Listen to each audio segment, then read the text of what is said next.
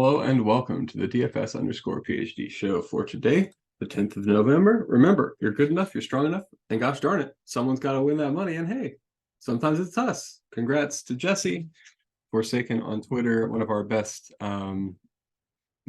tilt posters, for taking down the 500K, chopping it two ways.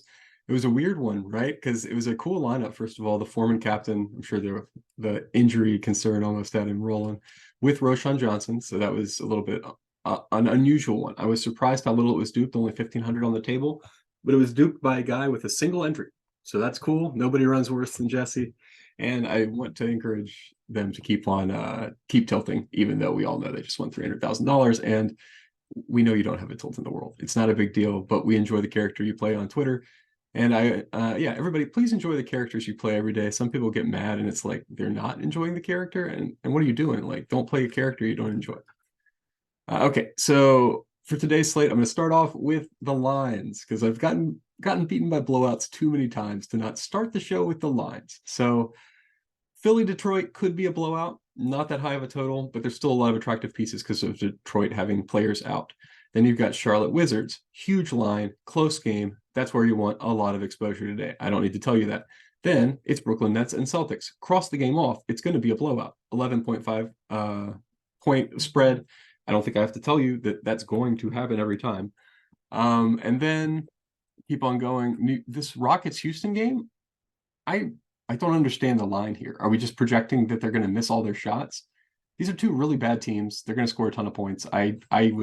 I think like 20 more points. So I'll probably have to change the projections on that in my final run. Let's see other stuff. Yeah, so none of these other games are that much blowouts. That's mostly what I'm checking this for. Okay, every other game is close. I have crossed off Brooklyn and Boston. Oh, did I not click the button yet? I did click the button, right? Oh, okay. Well, we'll wait another minute while it builds the lineups. Thought I'd done that before I got over here. So one thing I want to talk about, I guess we've got a few different things for this slate. I'll talk about the rules I set up as the thing builds. So we've got our Detroit Bigs max 1, which is, Duran or Bagley on this slate. Your Mark Williams foul trouble, that's Nick Richards backup.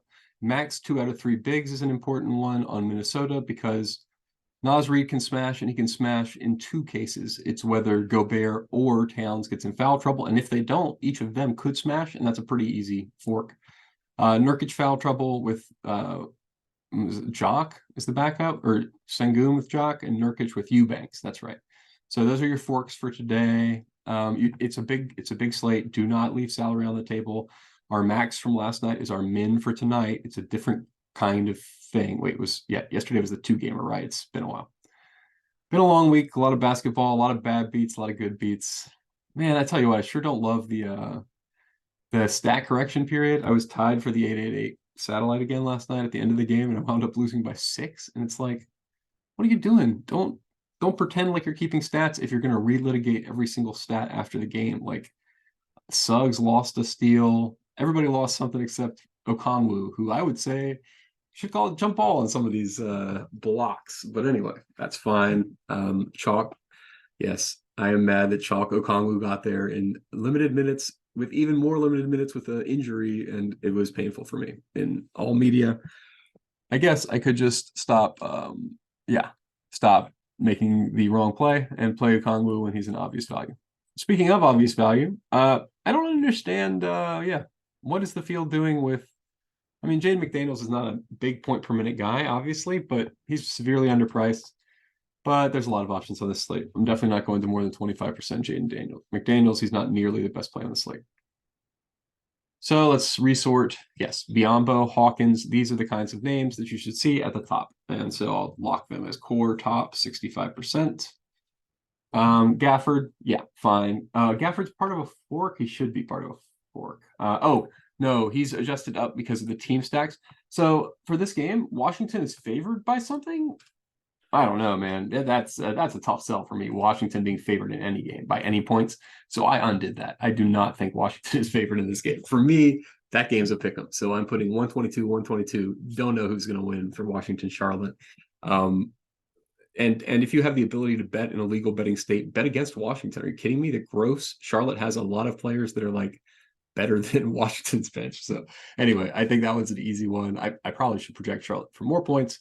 Really, there's so many more points than all the other teams on this slate. You could, if you could make the argument to be a little bit more not quantitative, but qualitative here, just to try to force in more pieces from the game to kind of get up to 126, 130. Like, what happens if this game does what it's capable of really, really doing and winds up being 150, 150? You know, like, what do we like? Because this is like a little conservative still. Yeah, I kind of like the way 125, 125.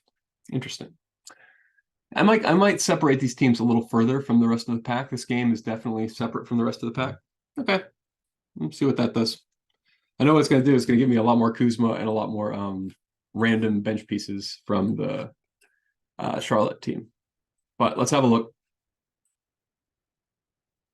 Did not do almost anything at all. That's okay. A little surprising. I mean, what do we got? LaMelo at 20% still. I guess it's just a lot of options. Is that what I'm to understand here? I don't really get it. I thought I would get a ton more. Obviously, there's a bunch of rebuilds. You should join us in the Discord. Please like, comment, subscribe as well. Let's overwhelm our hater with sheer numbers. We only have one hater so far. Yeah, and we have a number of people who seem to like the show. So thank you all for joining me. We'll see. Strike's over now. So the show production schedule may be in some amount of flux. May not make every single video for every single showdown or whatever. Although I do better and like the showdowns better than the main slate. So I guess I should say I may not do a show for every single main slate. I don't know. I like the showdowns better. I don't know. My biggest win is there, so maybe that's the only reason why. Other people besides the center forks that are just massively underprojected every single slate still, and I'm just going to slam them.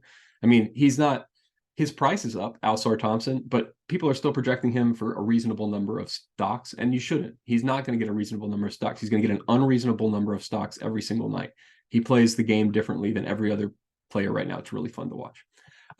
Tobias Harris as well. We still I don't understand we're projecting him for way less usage with Oubre around. Is Oubre even in this field?